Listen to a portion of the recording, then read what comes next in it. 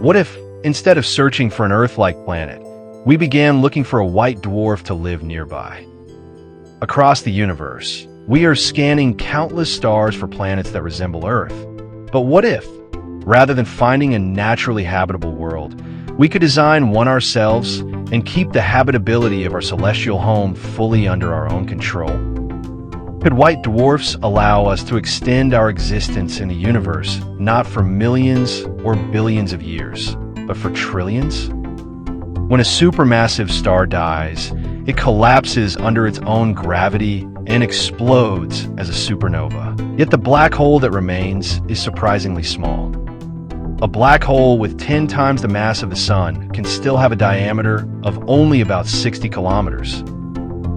There are black holes far more massive than this, and the phenomenon is so bizarre that we dedicated an entire separate video to it. In any case, black holes, neutron stars, belong to a small category, only about 3% of stars that meet a violent end. Most stars become white dwarfs.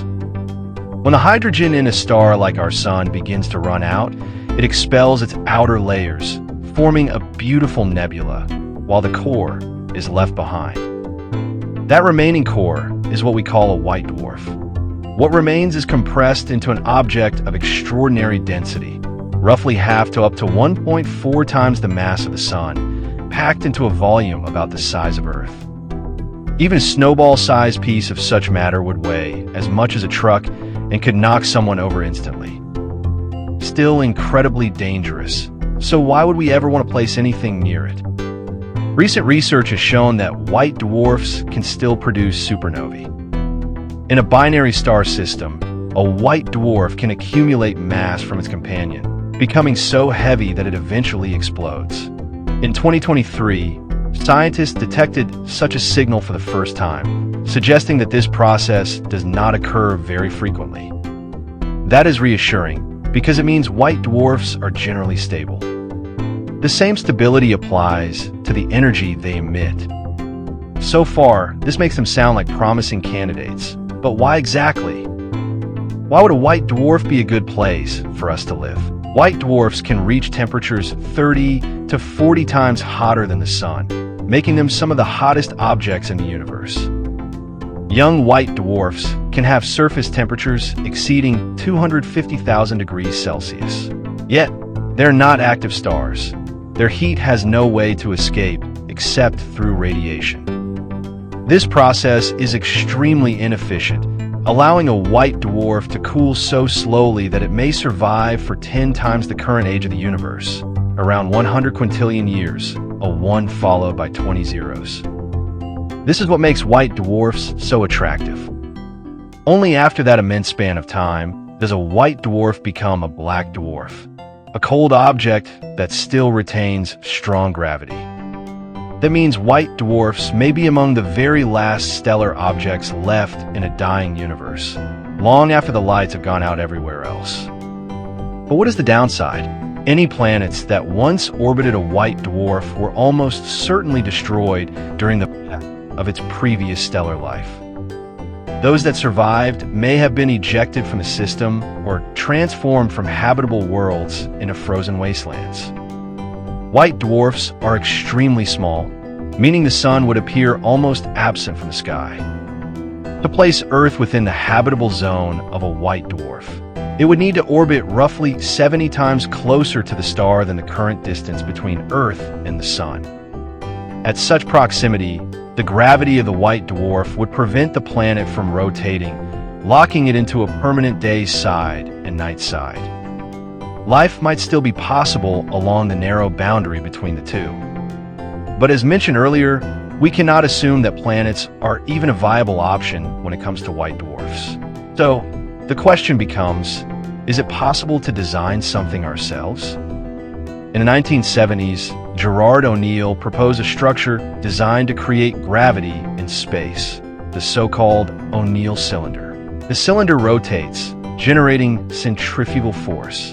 With the correct rotational speed, artificial gravity can be simulated, and just like that, you have gravity in space. But doesn't this introduce a new problem?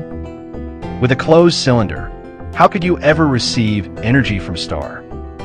It is possible to design a space station that is partially open, but the structure still needs to remain effective. The real issue is that a single rigid ring is not flexible enough to respond to potential dangers. Because we would be operating extremely close to a white dwarf, and within a dynamic, evolving universe, we need full control over where our habitats are positioned. By using multiple stations, we gain flexibility. If one station faces a potential threat, it can move aside while the others remain in place. From there, photosynthesis could allow us to build a self-sustaining ecosystem with an atmosphere, much like Earth's. Within decades to a few centuries, multiple stations could be fully operational. But this introduces new challenges, because a white dwarf still possesses more than enough power to completely strip away an atmosphere. A large superconductor can be used to generate a magnetic field. But around a white dwarf, unlike around our own sun, stellar winds and charged particles are not the primary threat. X-ray radiation, however, can damage our DNA and strip away an atmosphere. A magnetic field could partially mitigate this, but it would need to be combined with thick radiation shields. The drawback is that operating so near the star means these systems would have to withstand extreme conditions. Any superconductor placed there would need to be made from materials capable of surviving temperatures of around 3,000 degrees Celsius.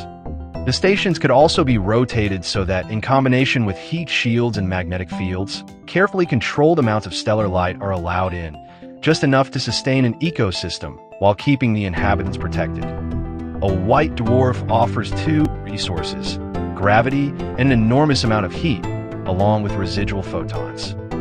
Using collectors inspired by Dyson's ideas, we could capture this energy. The intense heat could be used to evaporate fluids, building up pressure, while a heat engine could drive turbines using superheated gases. In doing so, we might be able to power the superconductors, the station's propulsion systems, and ultimately all our energy needs. Perhaps we would not even need to live in orbit around a white dwarf at all. Perhaps our distant descendants could construct a structure directly on the surface of a white dwarf, turning it into something resembling a planet. Energy could be harvested from below, while gravity would be optimal at a specific location, forming the living environment of future generations. Maybe we would travel from white dwarf to white dwarf, remaining there until the available energy is exhausted after trillions of years, drifting through a dark universe populated mostly by black dwarfs and black holes. One day, we might even learn how to create new stars. After all, a star is nothing more than a machine that converts hydrogen into helium for millions or billions of years, something we're already able to replicate on a small scale in laboratories today. When those stars burn out, they too become white dwarfs, allowing the cycle to begin again. Perhaps we will learn to harness black holes and their gravity as an endless source of energy or recover matter that was once thought lost forever. Eventually, we might construct miniature star systems of engineered, medium-sized stars and white dwarfs, switching the lights of the universe back on. Over timescales of Google years, this could grow into entirely new galaxies. Are we the children of a vast cosmic mother, created with the purpose of keeping her alive? After all, we were formed from her. Okay, there are countless possibilities, but also many challenges. Still, it is fascinating to imagine what a future, highly advanced civilization might achieve when combined with the science we understand today.